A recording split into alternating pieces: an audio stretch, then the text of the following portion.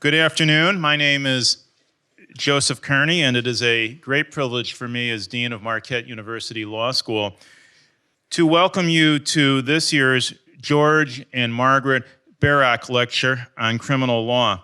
I'd like to begin by saying a few words about the individuals in whose memory this lecture stands. George Barrock was a Marquette lawyer, born in 1907 as the child of immigrants from the area now known as Lebanon, and graduating in our class of 1931. His practice in Milwaukee emphasized family law. Although he was fortunate in his own marriage, his wife, Margaret, both was his partner for life and assisted him at the firm on administrative matters. A bequest to support an occasional distinguished lecture in George and Margaret Barrock's memory was provided by their daughter, Mary Bonfield.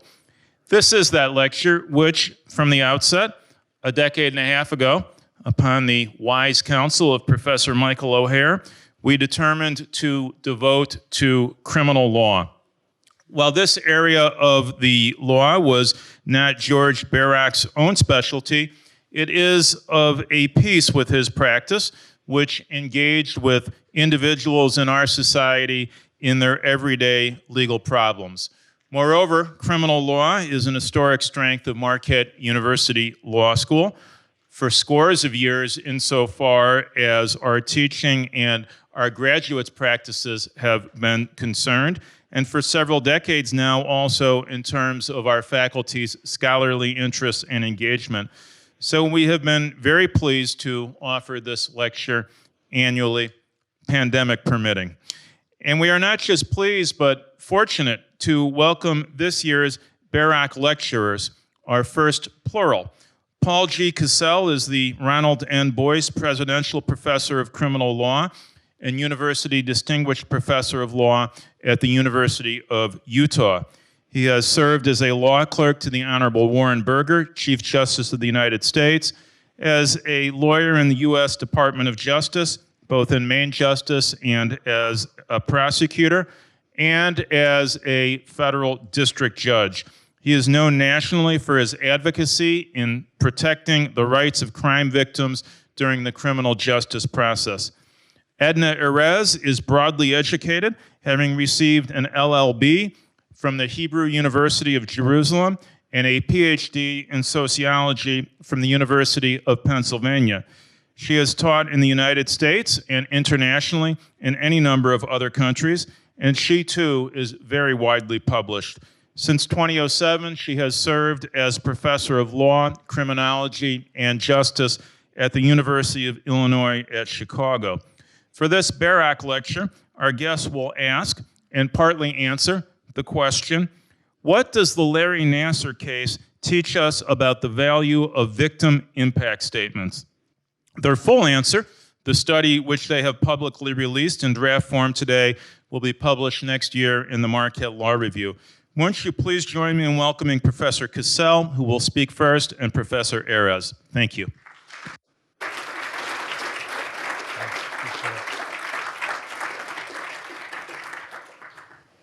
Well, thank you, Dean Kearney. It's great to be here and great to have a chance to offer the Barrock Lecture along with my colleague, Professor Erez. It's also a particular honor to be here at Marquette Law School. I want to echo the thoughts that I just heard from the Dean about what a strong criminal law program it has here, and so it's an honor to see a few of the folks associated with that program here in the audience today. As the Dean mentioned, we're deviating just slightly from the traditional format. We're having two of us present today, and I think this is hopefully a useful collaboration. There are a lot of questions that are arising in American law, particularly American criminal law, that I think have both a legal component to them and perhaps some broader criminological, sociological component as well, and that's where Professor Erez and I have teamed up before on a project, and we were pleased to team up together on this project because I think you'll see a lot of the issues that we are talking about. Some of you who are lawyers in the crowd might immediately think, oh, what's the case law on that? What's the legislation on that? Others of you who have not been spoiled by a legal education and are still able to think more broadly will say, well, wait a minute, what are the broader sociological dimensions to these issues? And we hope that by teaming up together, we'll be able to shed light on both halves of the equation, because I think without looking at both things, it's difficult to understand something like victim impact statements. So let me start diving in. I'm going to sort of set the stage for this evening. Then Professor Erez will talk about the research that we did, the criminological and sociological aspects of that. And then I'll wrap up with what I think are the policy implications for the American legal system regarding victim impact statements.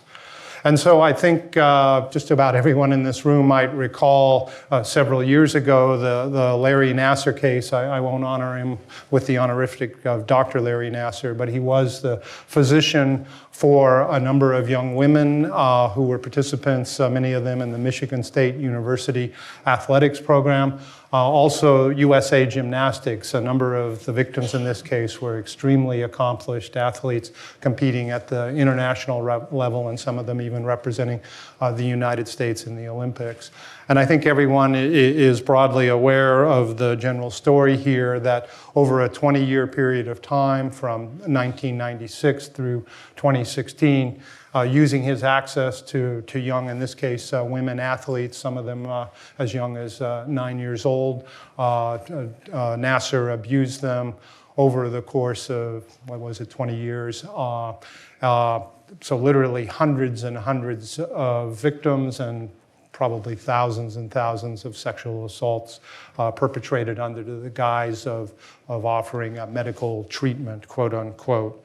A number of the young women reported what was going on, reported it to their parents, who didn't believe that a very prominent doctor could be doing something like that. And obviously the young girls must have misunderstood some medical treatment or something like that.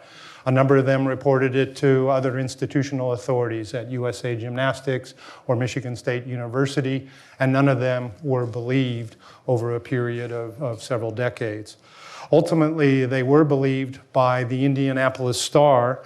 Some intrepid reporters there got word of the situation, talked to the victims, and developed a broader story that was interlocking multiple victims, corroborating each other. And the story broke, and the cascading effects began.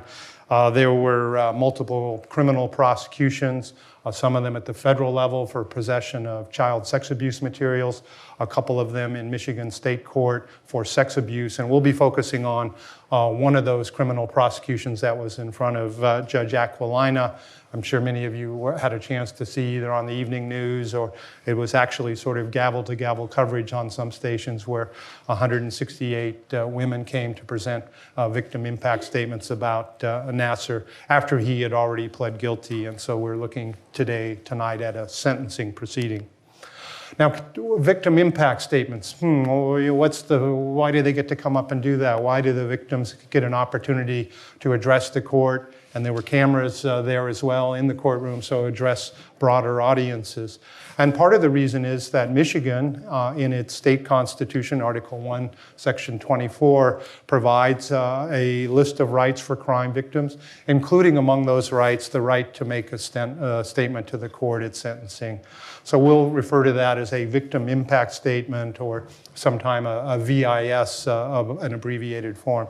Wisconsin also has, I know many of you are familiar with Marcy's Law that was recently adopted here in the state, that has a similar type of provision. All 50 states and the federal system provide for victim impact statements. And so this is now a fixture of American law in Michigan and elsewhere. And so each of the victims, Nassar's victims, had an opportunity to provide a victim impact statement. What does the case law say about victim impact statements? And in Michigan, originally, this was a few years after the first Michigan provision providing for victim impact statements was adopted. Somebody argued to the Michigan Court of Appeals that, the judge heard this victim impact statement and heard about what was going on, and that was very prejudicial, argued the defense, both to the trial court and ultimately to the Michigan Court of Appeals. And as you can see on the slide here, and this is not designed to be some exceptional case or precedent-setting case, but this has been typical of the American judicial reaction to victim impact statements, that providing information about the impact of the crime is an appropriate feature of a victim impact statement and is part and parcel of sentencing now, as I mentioned, in all 50 states and the federal system. Is that constitutional? Wait a minute. Doesn't there need to be some fairness to the defendant here? And in a trilogy of cases, the United States Supreme Court looked at victim impact statements. So let me just say a few words about the constitutional aspects of these. There was the case of Booth versus Maryland in 1987. Booth was sentenced to death in Maryland, a capital case, obviously, and the jury in that case heard victim impact evidence, not from the direct victim, obviously the decedent had been killed, but from family members who described the impact of the homicide crime. And on appeal, ultimately review in the US Supreme Court, what the United States Supreme Court said in 1987 is this was a violation of the Eighth Amendment's prohibition of cruel and unusual punishment, that Mr. Booth was now being treated unfairly because this issue about effect on the victim and the victim's family were wholly unrelated to the blameworthiness of the particular defendant, and to have something as serious as a death sentence turn on something unrelated to blameworthiness, said the Supreme Court in a closely divided decision in 1987, was unconstitutional. There was then an intermediate case, South Carolina versus Gathers, but ultimately 4 years later, in a case called Payne versus Tennessee, the United States Supreme Court overruled Booth. This wasn't one of the fancy footwork, kind of let's distinguish the facts kind of scenarios that law students and lawyers are familiar with. This was an out-and-out overruling where the Supreme Court said, we got it wrong. Overruling Booth, the US Supreme Court, on an opinion written by Chief Justice Rehnquist, said a state may properly conclude that for the jury to assess meaningfully the defendant's moral culpability and blameworthiness, it needs to have in the sentencing phase evidence of specific harm. And Payne continues to be good law in the United States. The constitutionality of victim impact statements is affirmed there. By the way, both of these cases, as you can see, are capital cases. We'll be looking today at a non-capital case, obviously a case where there was a prison sentence involved. And even under Booth versus Maryland, because that was restricted to death penalty cases, maybe the victim impact evidence would have been admitted. Well, let me just have one last slide and then I'll turn the time over to Edna. So against that backdrop, the victim impact statements are constitutional, they're provided by law. Gosh, I wonder what's in those victim impact statements. What, okay, they've been part of American law for several decades now. What do victims say in victim impact statements? And that's where Professor Erez and I decided to get together, because this is an area that is surprisingly under-researched. There's, as you can tell, even constitutional litigation about whether victim impact statements should be allowed, but what are in those statements? And so we got interested in this particular area and this particular case because Nassar's case involved 168 victim impact statements about, roughly speaking, the same crime. Each of the victims had been victimized in their own unique ways, but essentially it was a crime of a similar character and a similar type. And so we were wondering, all right, what are we going to see when we look at 168 women who are giving victim impact statements, or in some cases indirect victims such as parents, or sometimes representatives, maybe a lawyer or a friend would deliver the victim impact statement. What are we going to see in this? Are they going to be saying the same thing over and over again? Are they going to be saying something different? Professor Erez will be talking about that shortly, but our initial hypothesis was, and both of us have written at length about the victims' rights movement, I guess what is the takeaway from tonight's talk? One of the thoughts that we've always had about the victims' rights movement is that each victim is individual. Each victim will experience victimization in different ways, and that indeed is one of the reasons for a victim impact statement, at least our working hypothesis, is that there would be communication to the judge about individual differences and individual consequences from the crime. And so finally, we thought after we collected evidence on what 168 victim impact statements looked like, some real world evidence on that, that might shed light on the debate about whether victim impact statements are a good idea or a bad idea, the policy implications.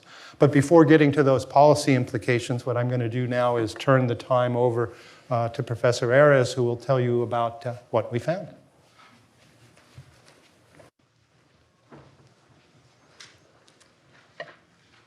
Okay, so I'm the social scientist, the criminologist who have analyzed the data, and I will talk mostly about the data, what the data tell us about victim impact statement. So first of all, so far there's been very limited research on actual victim impact statement.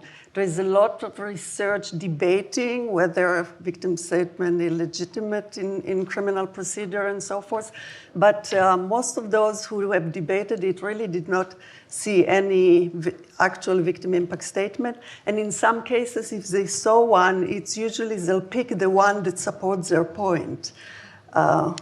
Which lawyers are good at. The focus of the research that have been conducted was usually about the effect of the statement on the judge or the jury, but not on the victim. There's been a lot of research that looked whether the presence of victim impact statement may results in a harsher sentence, which we showed that this is not the case, but this has been much of the focus of the research so far, or as I say, how it affects judges, but not the victims themselves.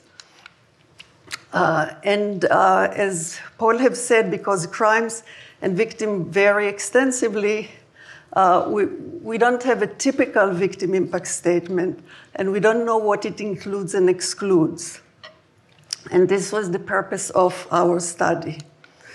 So in terms of the methods or research design, the data were 168 transcripts of the victim impact statement, which were delivered at the Nassar sentencing. The sample were 106 direct victims, namely those who were quote unquote treated by Nassar.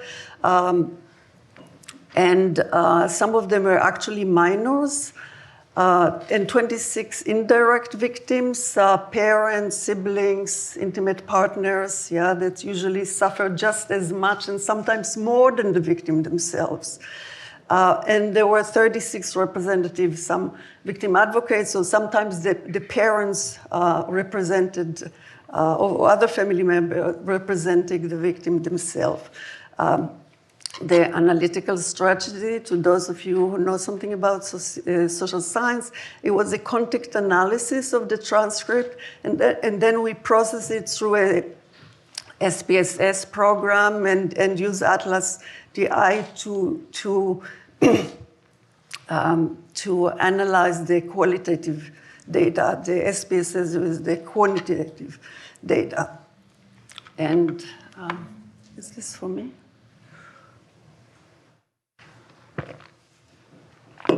And as I mentioned, both quantitative and qualitative data conducted, and we'll show you some of the results. So in terms of the time it takes to victim present their victim impact statement, we found that the mean length of presentation was about 10 minutes.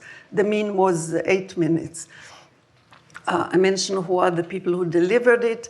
The majority of them, of the victims who presented, used their actual name, and only less than a third used a pseudonym or a number or some other way for all kinds of reasons, embarrassment, shame, professional issues, and so forth. 89% of them described the harm from the abuse, and I'll show you some of the description of the harm, which is quite horrendous. And that's why we have this warning about sexual abuse. 76%, three-quarters of the direct victim and two-thirds of the indirect victim actually addressed the defendant himself felt the need to address him. 78% of the direct victim and almost over half of the indirect victim felt also the need to address the judge, and they did. 42% of the victims specifically mentioned therapeutic issue or healing issue, and the rest of them talked about it in an indirect way. But as I mentioned, they did mention specifically the issue of healing and therapeutic experience. And since it was a group issue, they also talk about the issue of sisterhood. So in terms of a qualitative analysis, our theoretical background was such that the purpose of the VIS, the Victim Impact Statement, was established for victim to speak and to be heard. What criminologists talk about procedural justice. I'm not sure if lawyers are familiar with this issue. Good, so we are on the same. We employed the theoretical perspective of narrative victimology, which essentially analyzed stories, because the victim impact statement, to a large extent, they are actually stories that they talk, that the victim tell. In narrative victimology, we have two main issues of agency, namely by telling the story, victim get control over their life, and also communion, the sharing of their experience with an audience. And as I said, those are the two issues that are important for victim, and victim to me are important in criminal cases. The analysis was, as I mentioned, discourse content analysis, and we looked at the wording and the phrases and the content of what they talked about. And this comes, some of those insights from therapeutic jurisprudence. Okay, so in terms of the narratives of victim harms, I want now to list, what are the kind of harm that they've talked about it. First of all, loss of innocence. So many of them started their victim impact statement bringing a picture when they were a child and the time that they were abused. So this was, one of the important issues for them to talk about, how horrible it was to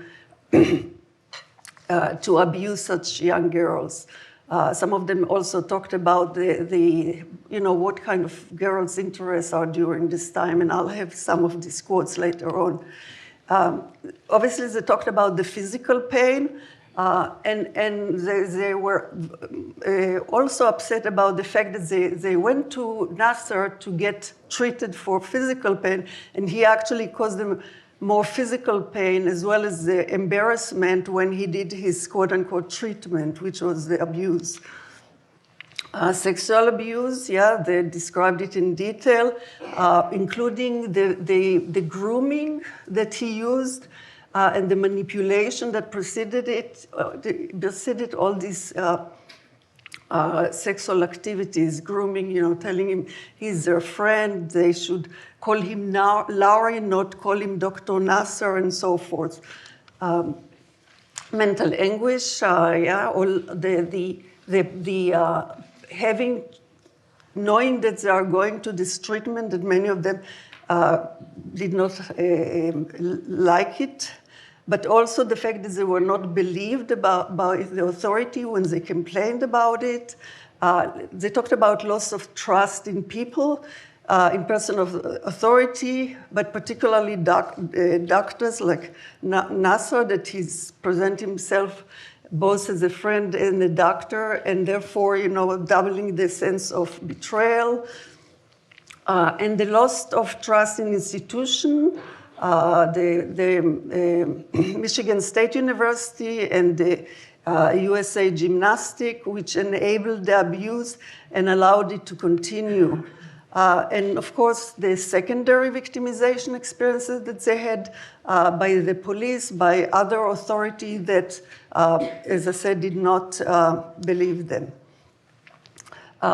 So I want to give here some examples of how the judge related to, in this case, to Larry Nassar, who continued his manipulative behavior, all the way to the end. For instance, he tried to explain away his guilty plea, both in the federal child pornography, where it was tried before, and then in the current case, which took place in Michigan. And he said it because he wanted to save the victim more grief. So what the judge responded, "Sarah, would you like to withdraw your pleas?" And he, of course, did not withdraw it. The more chutzpahdik one is the 3 days into the sentencing hearing, he sent a letter to the judge complaining about the difficulty to listening to the victim impact statement, claiming that the judge has conducted this 4-day media circus for her own gain. And then he noted that listening to the impact statement is detrimental to his health. Here is what the judge responded. "You may find it difficult that you are here listening, but nothing is harsh as what your victims endure for thousands of hours in your hand. Spending 4 or 5 days listening to them is significantly minor considering the hours of pleasure that you have had at the expense of them and ruining their lives."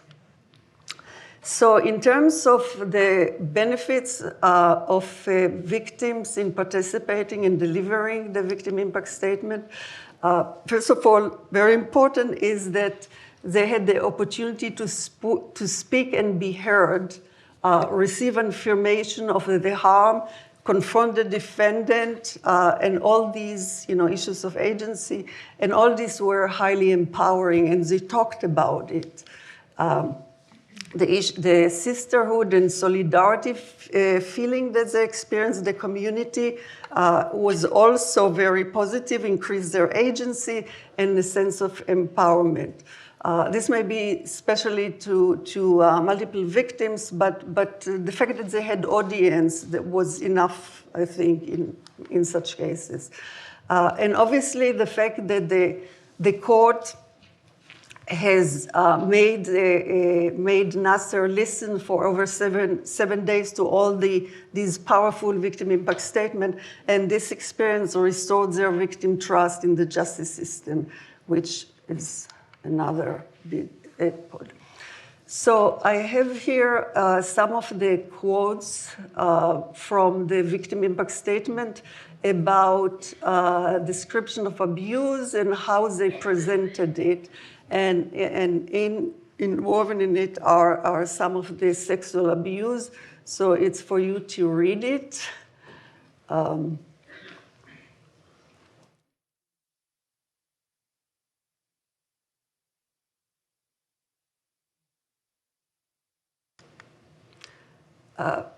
Addressing the defendant, this was also provided victim quite a bit of satisfaction by telling him what they thought of him and what they are saying.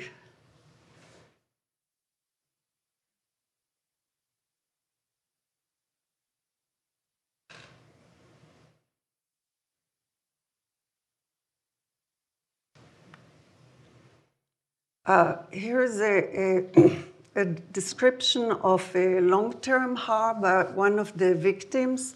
Actually, this victim was, the parents were friends of Larry Nassar, and she described, and I think she was actually babysitting his kids, and this is what she described.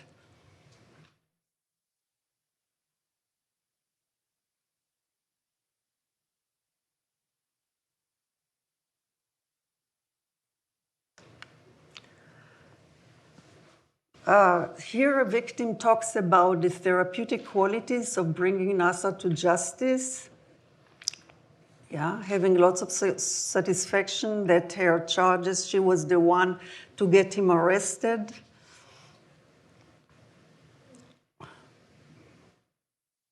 And of course, ending it with the famous quote that you probably have seen before.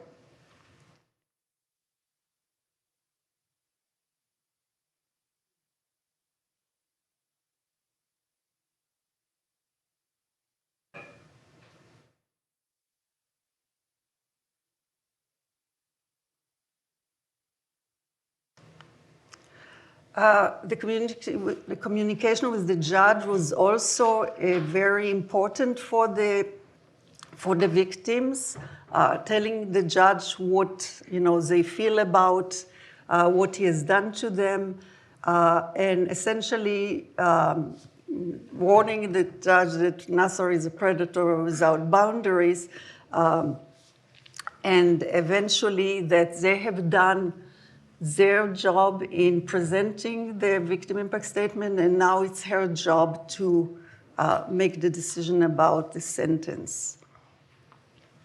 And I should mention this was not easy for the victims to discuss their experiences. We have here a quote from a victim who was not believed. This was another trauma of many of the victims, that they were not believed.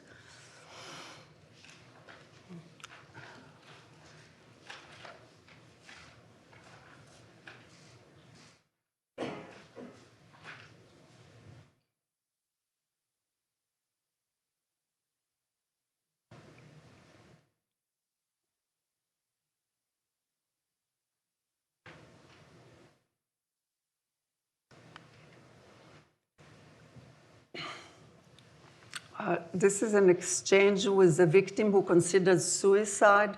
Actually, the father who did not believe his daughter actually committed suicide as well.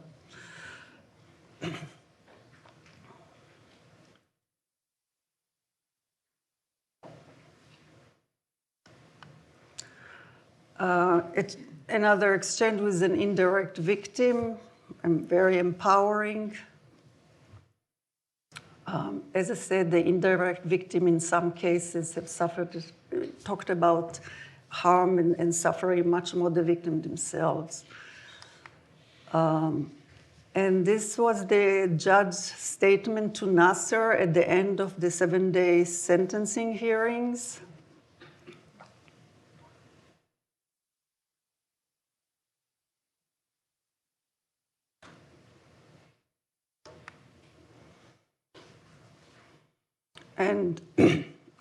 And toward the end, she talked to the victim, and again, you are no longer victims, you are survivors, you are strong, and I have addressed you individually.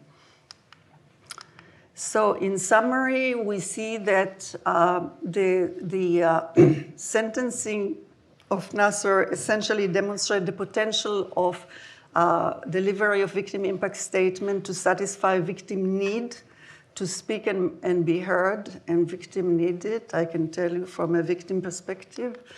It shows the importance of providing victim an opportunity to address the defendant.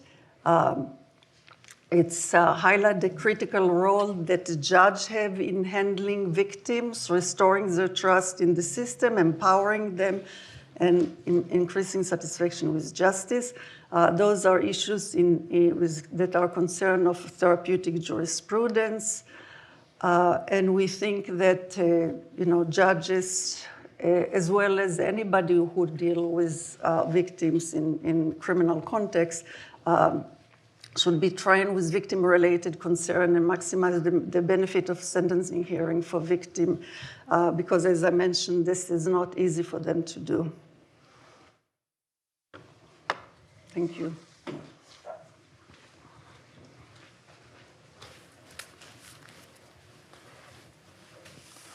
So Professor Erez has shown you our findings. I think what is intriguing for us when we put the article together is now, against this backdrop of some findings as to what victim impacts statements really look like, where does that leave us on the broader debate? Are victim impact statements a good thing, or are they a bad thing? And I think it's useful to frame that debate at the outset. Why do we have these things called victim impact statements? Professor Erez alluded to one of the reasons, the instrumental reason. Well, this will provide information to a judge or a jury who's imposing sentence. It may provide therapeutic benefits for the victim. It might explain the harm of the crime to a defendant. It may serve a public educative function, that if the public is listening, they may learn some things from the victim speaking, and that may improve the perceived fairness of the sentencing process. So there are different ways of slicing and dicing this, but in our longer article, which you can read in an issue of the Marquette Law Review forthcoming soon, we work through these. But let's talk just briefly tonight. We have a few minutes and then a chance to take questions. So let's drill into each of these 5 points just quickly and see how these victim impact statements work. Now, one thing to know about a victim impact statement then is, all right, this information is going to the judge. This is the informational rationale for a victim impact statement. One of the things, I guess, to understand about our study, a limitation perhaps, Nassar had already essentially been sentenced or was going to be sentenced to life in prison. So this wasn't a case where the judge was trying to decide, oh, is this probation or 20 years in prison? The sentence had already been determined. But we were still able to look at the victim impact statements to say, if the sentence had been in play, would there have been useful information passed along to the judge? And our conclusion was yes, that the 89% of the victims specifically described harm that had come from Nassar's crimes against them, and that would be information that the judge could use, and therefore the victim impact statements were serving this informational aspect. Let me give you some illustrations of this. The sophisticated grooming techniques that he used to keep the victims under his control, essentially, well, that increases the defendant's culpability. It's a crime of planning and premeditation, and the greater the premeditation and the manipulation that goes into that, that typically is viewed as an aggravating factor at sentencing. Another common aggravating factor is the youth of the victims or the vulnerability of the victims. And as Professor Erez mentioned, there was lots of information about why these particular victims were vulnerable. Another purpose of a victim impact statement is to try to provide therapeutic benefits to a victim. And this is known as the therapeutic rationale for victim impact statements. As Professor Erez mentioned, 42% of the victims in our sample overtly, or in our collection, overtly mentioned the therapeutic qualities of delivering a victim impact statement. You would be surprised, but in the literature there has been debate about, oh, well, maybe this will be really tough on victims and this will be a bad thing for them to have to go through it. But we found direct evidence in the victim impact statements, and we were also able to collect some follow-on information that uniformly pointed to the positive effects of delivering the victim impact statement. Here's an example of a woman, one of the victims, talking about how this process was helping me and helping others to heal. And so this victim was thanking Judge Aquilina for allowing the opportunity to speak. Another purpose of the victim impact statement, or another thing that it may be able to do, is to explain the crime's harm to the defendant. I'm going to be talking now about how can victim impact statements serve an educative effect, have an educative effect. It might educate the defendant, and hear me out on this a little bit. It's interesting, one of the things that we found, and maybe that was because of the very intimate nature of the crime here, but a very high percentage of the victims directly speaking to the victim, or the indirect victims, parents and so forth, speaking directly to the defendant. In other studies, that percentage has been much lower. And you might say, well, what good does that do? Or what does that look like? Here's an example of a victim who is speaking directly to Nassar about what the abuse had done. And as I mentioned, there are a number of examples of that. But what I wanted to highlight here is this part of this slide. This is from Professor Marcus Duber, who, to be clear, is critical of victim impact statements and isn't sure that their benefits outweigh their costs. but he acknowledges that there could be an educative aspect for the defendant. We're all hoping that the criminal justice system will have rehabilitative aspects. I know that that is debated as to whether that's a significant role or actually works. But if it's going to work, the defendant needs to have that realization about what the crime did and how it worked. And so you can imagine what it would be like to have a victim directly address a defendant in court. And that might be the first step on a longer path to rehabilitation and redemption. And we saw, I don't know that we saw evidence of redemption, but certainly saw that first step being taken in the courtroom in Michigan. Another educative aspect would be, well, maybe the public will be educated, even if nothing changes within the criminal justice system. Might the public learn something from hearing from so many victims about this crime? And many of the victims in their victim impact statements addressed a broader audience. NASA's enablers is the phrase that is sometimes used to describe institutional players like Michigan State University or USA Gymnastics. So here's an example of this. All of you are accountable. You all deserve a life filled with shame, humiliation, and disgrace, said one of the victims, never again. And so maybe this serves an educative function with regard to the problems of sexual abuse and the failure of institutions to listen to victims as they come forward. This is maybe my favorite quotation in the whole article. One of the victims said, Michigan State, my mom is still getting billed. I guess they were still billing her for the therapy sessions with Nassar. This was the part of the quotation I liked. Are you listening, Michigan State University? That happened the morning of one of the sentencings, and apparently Michigan State University was listening because they changed their billing policies later that afternoon. So if you wonder about whether anyone was listening, as this victim was, the answer appeared to be yes, they were. That wasn't some isolated example, by the way. There was tremendous fallout. And again, I'm not saying this is typical of every victim impact statement, but originally there were going to be about 80 victims, as Professor Erez mentioned, ultimately 168. So as the ball began rolling, other victims saw an opportunity to come forward. During the first week of the hearings, as this was capturing the nation's attention, USA Gymnastics started to cut ties with some of the institutions that had been responsible here. 3 board leaders on USA Gymnastics stepped down during that week.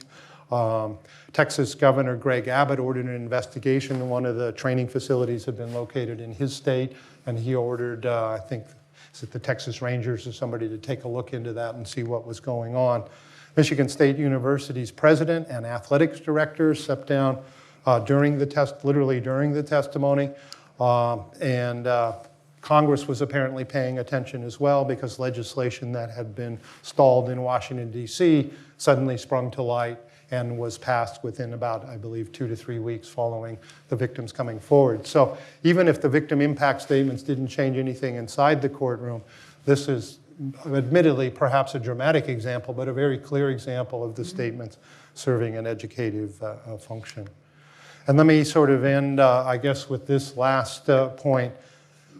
Is this justice? Does it improve the fairness of sentencing? This is known as the fairness rationale for victim impact statements. And Professor Erez and I believe, and I suppose this is a subjective conclusion to some degree, that this did improve the fairness of the process. Just as defendants have the opportunity to address a judge, and we think, well, that's fair. I guess the defendant should be able to speak to the sentencer. Why shouldn't the victims be able to speak? That seems like something that improves procedural justice. And I suppose this isn't just the view of the two of us, it's your view, or at least the view of the elected representatives of the state of Wisconsin and Michigan and literally 50 states around the nation who have all concluded that this is part of fairness to have opportunity for a victim impact statement. The federal system in all 50 states do allow victim impact statements, which we think should be evidence on the scale weighing in favor of concluding that this is improving justice. Now, some of you might say, well, this is a law and order initiative, and I'll bet those prosecutors get their hands on the levers of power in various states and so forth. One of the interesting things that we discovered putting the article together is that victim impact statements, while apparently, at least in the pure victim impact statement form at sentencing, were an American creation, many other countries around the world, for example, inquisitorial systems like France and former French colonies, provide for victim participation in criminal justice processes.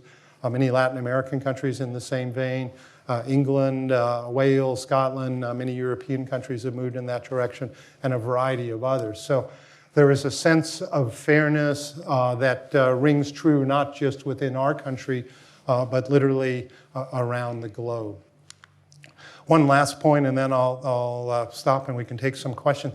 But wait a minute, this isn't fair to Nassar, some of you might say. And let me anticipate those arguments and respond to them. We respond at greater length in the paper. Let's remember that Nassar was free to address the court and make whatever points he wanted to make, both personally and through legal counsel. And so this is not a situation of a one-sided presentation where there isn't any opportunity to respond. Also, if you look at court precedent on this, and this is illustrative, a United States Supreme Court decision, I think it's important to remember that we're talking about a sentencing proceeding here. And as you noticed from some of the slides Professor Erez put up, Judge Aquilina was not particularly impressed with Larry Nassar. And so does that mean that she was biased against him? Well, no. The United States Supreme Court has said, look, frankly, if she hadn't been kind of leaning against a sex abuser who had abused 168 women, I think we would wonder about her fairness or her ability to speak on behalf of society in imposing sentence. Impartiality is not gullibility. Disinterestedness does not mean childlike innocence. She was sentencing someone who had committed so many acts. And sentencing in particular is a time for the judge to speak on behalf of society, to levy a penalty, to vindicate the law, and to try to redress the grievance of society and victims. And that's what we saw in these cases. So our conclusion of this article is that think we have shed some light on what is found sometimes in victim impact statements, and we think we've also shed light on the question as to whether this is a useful feature of justice. We think it is. Please stay here. So thank you to both Professor Cassell and Professor Erez. We have the better part of 15 minutes for questions, and in this most difficult and sensitive area, we will take them and we will see whether the professors have something to say in response. Yes, please, can you speak as reasonably loudly as possible? Yes, did a lot of the states adopt the allowance of the victim impact statements after the Nassar case, or were most of them already allowing it before? Yeah, so I'll be fielding the legal questions. So most of them had enacted this before. If you look at the history of the crime victims' rights movement, the movement really started to become a prominent force in America in 1982. The president appointed a task force on the victims of crime, had a long list of more than 100 recommendations, and one of those was for victim impact statements. So I think if you look in the 80s and the 90s, I think by the end of the 1990s, essentially all 50 American states and the federal system allowed some form of victim impact statement. So the Nassar case is an illustration, I think, of a phenomenon that existed before. Other questions, please. Yeah, Yes, Judge. Are they allowed or required? So good. Yeah, that's an interesting question, I guess, coming from a judge. Is that right?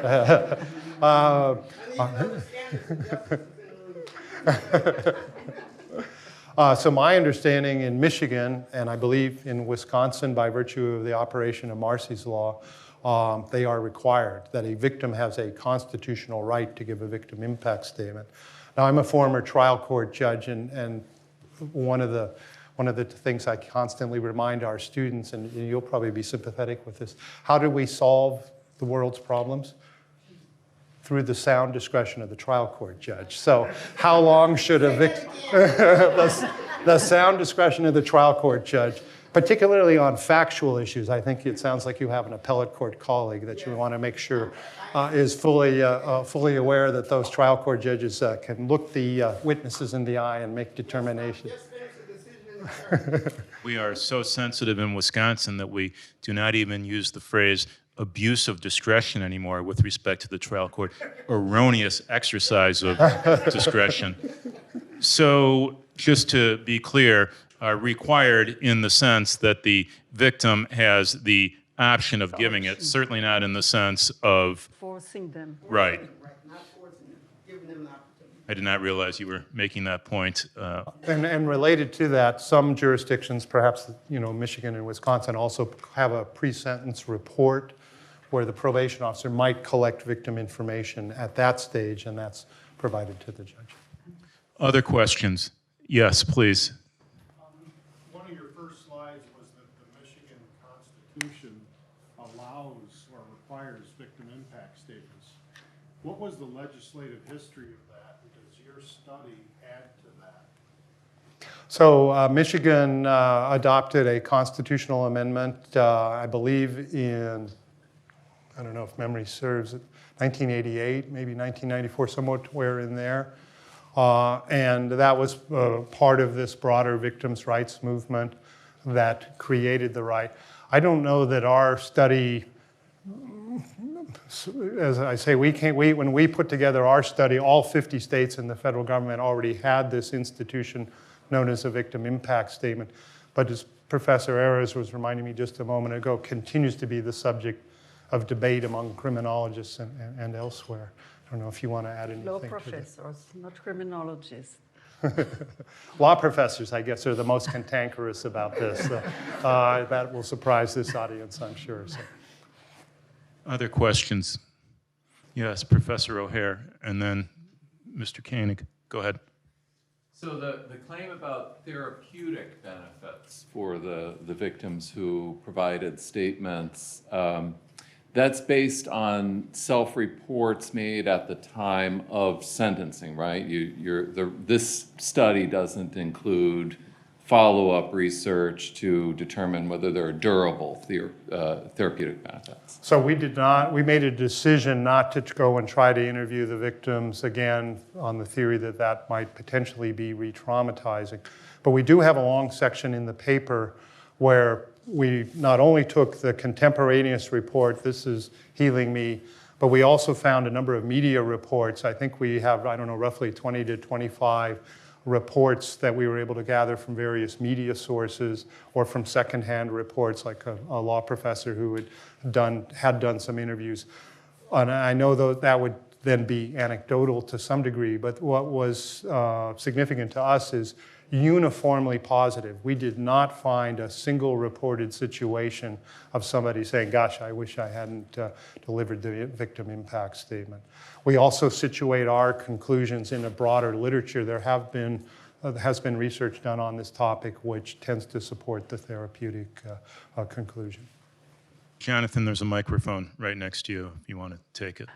I'm wondering, Professor Cassell, if any of the victims in the Nassar case were represented by counsel or even by specialized advocates, and if you have broader thoughts about who should speak for victims in this context. Should it be the prosecutor's office? Should it be someone independent? You have any thoughts on that? So my understanding is almost all or probably all of the victims were represented by legal counsel because there were significant civil lawsuits going on against enablers and others. The victim impact statements, I think, as Professor Erez showed, were delivered mostly by the victims themselves. And in our view, I think I speak for both of us on this, you can elaborate, but we think the victim should have the option of speaking for herself in this case, or if there were some victims who just didn't feel up to the task but still wanted their remarks to be delivered either to the judge or the defendant, and so they enlisted the services of various either friends or legal counsel or someone else. You mentioned the prosecutor. I do not believe the prosecutor should be the exclusive voice for victims. Sometimes the agenda of the state may differ from the agenda of the victims. In this case, there seemed to be a fair amount of overlap, but in other cases, that won't be the case. In England, the prosecutor represents the victim even for the purposes of victim impact statement. But this is not necessarily the best way to do it because of, the conflict of interest in some cases. Yes, please. Can you get the microphone over there? We have time for a couple more questions. This isn't necessarily a legal question, but have sociologists studied why all these parents and the university, everybody, and the police didn't pay any attention to any of these 168? Do you want to? Actually, one of the doctors who was a colleague of Nassar provided a very extensive victim impact statement about his, his experience of being groomed and lied to and manipulated by Nassar and make sure that he still looks the best, as if he's the best doctor. The other question you asked about the police? Why did nobody believe any of these? As I read and understand, they went to their parents, they went to the police, they went to nobody believed them. When you read a lot of cases, you will see how victims are being discredited and disbelieved, and in many cases, my expertise, among other things, are domestic violence cases, and this is where victims are not believed. Also, in rape cases, this is common experience, right, Judge? Yes. Professor Williams, go ahead, please. Can you give her the microphone so that all of us can hear the question? Thank you. Yes, I'd like to hear something more about this process of grooming, and perhaps that if we hear more about grooming and what that involves, then the educational benefit from understanding that process may be useful. Grooming is, preparing them to be a victim. And it's usually done by befriending them, giving them compliments. Some of them described how Nassar will respond to the Facebook posts about, glorifying them and complimenting them and telling them that, I'm behind you, I'm your friend, and so forth. And they've giving them all kinds of presents, making a special appointment at the time that is good for them. There are so many ways by which they can make victims believe that they are really their best friend. And they have talked about the fact that they believe that he was their best friend. That's grooming. I think we have time for one last question, and Justice Geske will ask it. Can you just wait for the microphone? Thank you. I'm interested in your research in looking at these cases, and having myself listened to lots of victim or survivor statements. Is there any trend, or are judges handling differently an objection by the defendant as to the representations that are made, a request to call another witness, or challenging, because often those defense counsel don't know what it is the survivor is going to say, and they don't want it to sit there before they sentence. So I'm just kind of interested in practices you found in different places. Yeah, so at Michigan, none of the victims here were cross-examined, which I think is fairly common. We did a paper on this about a decade ago where we surveyed all 50 states, and very few of them provide for cross-examination of victims. That's because, and I'm sure you're familiar with, the law surrounding sentencing, the same level of proof that's required to convict someone with proof beyond a reasonable doubt does not apply to sentencing. That's not to say that somebody can just make a representation without the defense having an opportunity to respond to that. So there is the ability to respond. We think one of the important things that came out of our study with regard to the judicial aspect of all of this is this experience, we think, was very positive for the victims. And a lot of that is credit to Judge Aquilina, who had made a point of acknowledging the victims individually and generally providing a supportive atmosphere. We're not blind to the fact that there may be other judges who might handle things differently and so forth. But we think that the judicial response that we saw here should serve as a model and should encourage other judges to do this. If I can just take 10 more seconds. Yes, by all means. I forgot to include our SSRN link, so please download our paper. If you Google Cassell and Erez on SSRN, you can read the whole thing and get a jump on the Marquette Law Review, where we'll have our article up here shortly. So. It's hard to get a jump on the Marquette Law Review, but I am delighted that the article was released in draft form this morning, and very grateful for the timeliness of it. Let me say 3 brief things. First, we will have a reception right outside in the Zilber Forum, so if there is a question that you wanted to ask either Professor Cassell or Professor Erez, but elected not to do so here, they will be available there. And second, I want to thank all of you for coming out. This is really a wonderful crowd for a sensitive and important discussion. And third, especially, I want to thank Paul Cassell and Edna Erez for coming to Milwaukee and Marquette University Law School and educating us. Thank you.